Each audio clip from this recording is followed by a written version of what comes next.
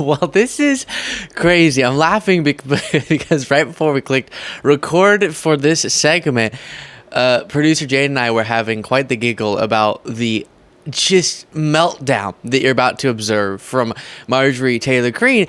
And the context is, I have two things to show you. The first is outside of prison as Bannon's about to go inside. He's holding sort of an impromptu press conference. Maybe this is a part of the War Room podcast.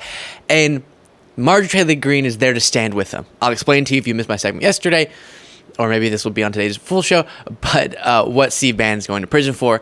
And then before the press conference where the two of them just get heckled into oblivion, you have Marjorie Taylor Greene appearing on the War Room podcast in some room close to the prison, I guess, and absolutely losing her mind, falling apart. So we'll look at both of those things, the interview and this press conference. Let's start with this. Again, Steve Bannon, former Trump advisor, now prominent MAGA podcaster. He, because of his participation in coordination relating to and knowledge of the lead up to January 6th, he was subpoenaed by the January 6th Select Committee. He defied that congressional subpoena, and after trying as hard as he possibly could to prevent this, he has been sentenced to a few months in prison for contempt of Congress. And so, of course, he gets to portray himself as another MAGA victim since he broke the law. He's going to prison for it, but that's somehow the fault of Democrats. And that is what Marjorie Taylor Greene is here to support him about. And you'll hear people start chanting in this clip, "Lock him up," about Steve Bannon, which while normally that phrase denotes a lack of due process, he's actually had his due process. And so, yeah, he is going to be locked up.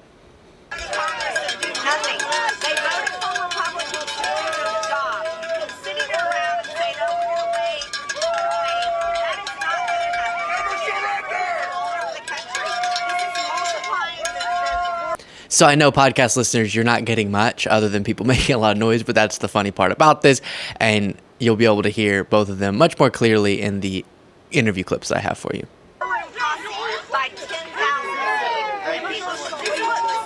Hopefully 10,000%.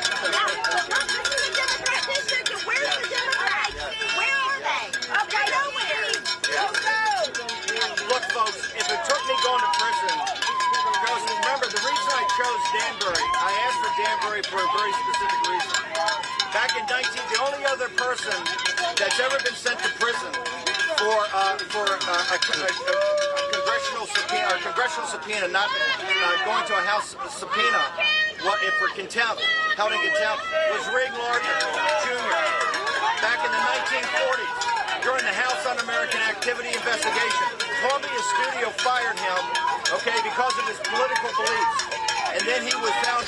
So you get the point. Can barely even hear what he's saying, but lots of chants and cowbells and all sorts of different things. If you appreciate watching this show and you're not already subscribed, please click that subscribe button. Easy, free, but it makes a huge difference. Back to the video. But much more interesting to me was this interview before, it seems, on the War Room podcast. And we've been following the thread of MTG just sort of unraveling. Was she ever raveled? I don't know, but she's unraveling further from there. And really, it seems that she's completely lost her very last marble. And here, she's very upset. Very, very upset. Prison. When is he reporting? Maybe are you guys going to be cellmates? I mean, this is ridiculous. I think Matthew Graves, his year's attorney, said he wasn't going to prosecute him. So right, because Matthew Graves is such a... Graves is one of the ones that sent all the people to prison. Just very pleased look on her face. On the phony charge of Fisher that was overturned. Matthew Graves is a feckless piece of shit, okay? He puts grandmothers in prison. That's what a coward, slime bag, scum, maggot of a man Matthew Graves is. That's what kind of man that is. He's not even a man. So what can we do when people get... Not even a man, she says. And there's so much from this. By the way, she's talking about the U.S. attorney from D.C. That's who she's mad about. And whenever they mention these grandmas who were sent to prison, one of the 60-plus age individuals who did go to prison briefly for breaking the law on January 6th is Pam Hemphill. And We've talked to Pam Hempill. She is now a Biden supporter and understands the threat that Trump poses to democracy. And when people try to use her story, when Trump tried to use her story to say, see, people are being so abused, January 6th prisoners so terribly treated, she says, no, I was held accountable for my actions. And that's what should have happened. And I learned my lesson. So credit to her. A lot of other people who also broke the law that day don't have the same attitude. Here's the very beginning. I don't know why I get so tickled by Steve Bannon always calling her congressman. Congressman Marjorie Taylor Greene joins us. What are you doing in Danbury? I'm here for you. What's a girl from Georgia doing here on a 4th of July week when everybody's taking off and boating and everything like that? What are you doing here? What are you doing here in Danbury? Steve, like I told you before, when we're at war, you don't stay home. You're not at war. Stop it. And the American people need to understand this. And you've been laying it out very clearly. And I think if you're watching at home, let me walk you through what's actually happening in our country. The Democrat Party, they are a dictatorship as a whole. You can't blame it on Joe Biden. They're going to want to throw him under the bus at some point. That may become. All right, so we at large are a dictatorship, which is definitely the meaning of dictatorship, isn't it? A large group of people governing. Next moment. Am happy to deliver that message. Number 2, in the House Republicans, the men that I work with and many of the members of the House, you guys need to grow some balls because you need to realize what we're up against. Steve Bannon is going to jail and all. I'm sorry, quick technical question. I might have missed this lesson in biology, but how do you do that? Sorry, I'm being childish. Is going to make more of them hate you. That's what you need to know. Number 1, and I am happy to deliver that message. Number 2, in the House Republicans, the men that I work with and many of the members of the House, you guys need to grow some balls. Because you need to realize what we're up against. Steve Bannon is going to jail, and all the people that live in your district that voted for you and voted for us and gave us the power and donated money to your campaign, let me tell you how pissed off they are going to be because Steve Bannon is going to prison for 4 months. They are going to be furious, and I hope they call your offices nonstop. Let me tell you what we should be doing. We pass all these stupid resolutions that mean absolutely nothing, declaring this and declaring that and declaring all this other garbage. Why can't we do something about the January 6th committee? We should have an actual House committee, one that's not just putting out a report, one that's actually subpoenaing people, hauling their asses in, holding them accountable. You know what else we need to do? We need to put pressure. We held Merrick Garland. I'm on the Oversight Committee, Steve. And then she goes on. But you know what's funny when she talks about subpoenaing people? She'd then say people who defy those congressional subpoenas in her hypothetical committee should be held in contempt of Congress. As she's saying it's unjust for Steve Bannon to be experiencing that very accountability. I mean, it's just silly. But I don't even think that her audience notices that she wants to facilitate the very process that could lead to people experiencing what Steve Bannon is just on the other side. But I guess that's the point. When it's someone else breaking the law, then they're okay with accountability. When it's their people, they're not. By the way, Steve Bannon always ready to go, even as he's headed to prison with his 3 pins on his shirt. No one knows why. And what does this audience, Turning Point's vast audience, Posos of Human Events War Room, what do we need to do? Well, let me address the left for a minute and the nasty media that's watching this right now. And let me address all the Democrats. For your information, just because Steve Bannon is going to prison for 4 months does not mean you're going to silence him. It does not mean you're going to shut down the War Room posse. And you don't have any control or power over any of this group. What you just did is you multiplied it by 10,000. This whole movement is going to grow, and you're responsible for it. So if you hate all of us, you hate Steve Bannon, you hate the people and look down on the people that watch the War Room, and you think that they're beneath you because you think you're better than them, and you think you're horrible, stupid networks are better than them. Let me tell you something. What you did is you just put the message out there all across America that you are part of the problem. You're part of the two-tiered justice system. You are the dictatorship. You're the authoritarian regime that the American people want to tear down and completely rid our country of. Yeah, she is just so unwell. Goodness gracious.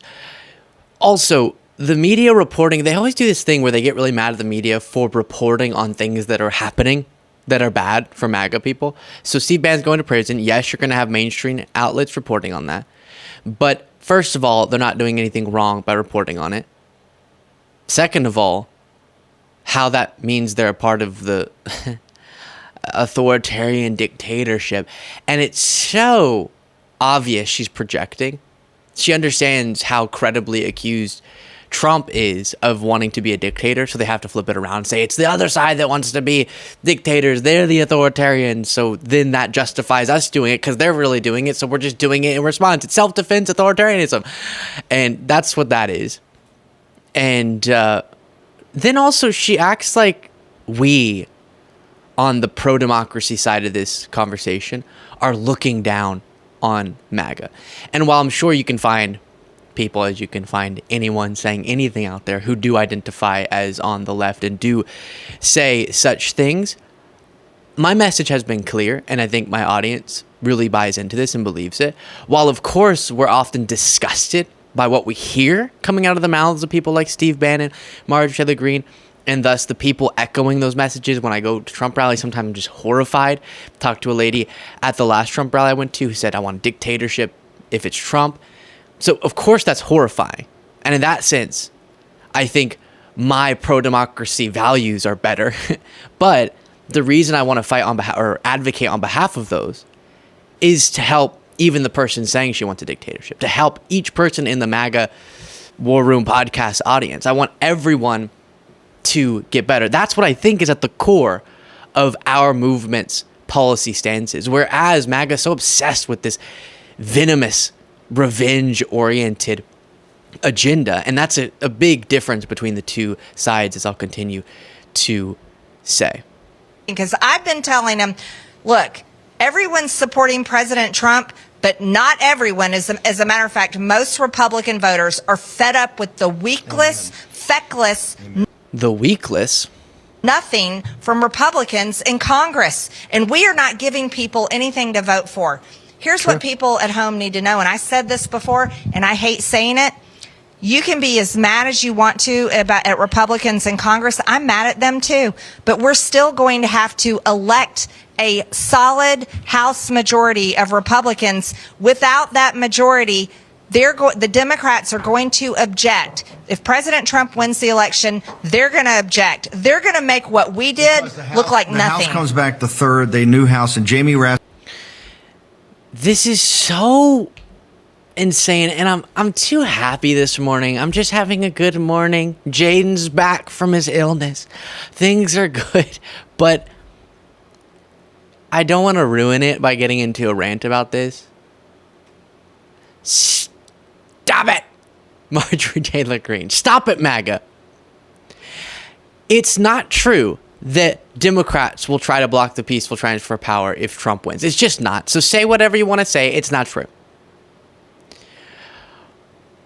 But if they did, which I don't want them to, and I would speak out against because I have the track record to say that with some credibility, you would have no place to talk.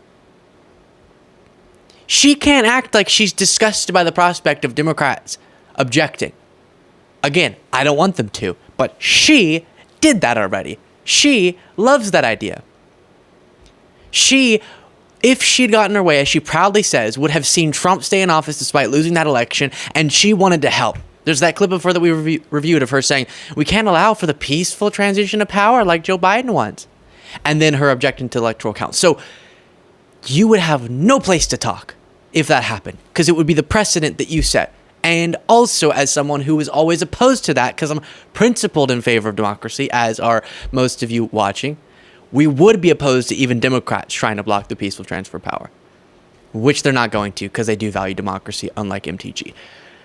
I'll leave that there. Let me know what you thought of that. Let me know what you think of Steve Bannon going to prison in the comments. And if you want to get the extra episode of the show daily, you can do so by clicking the join button below.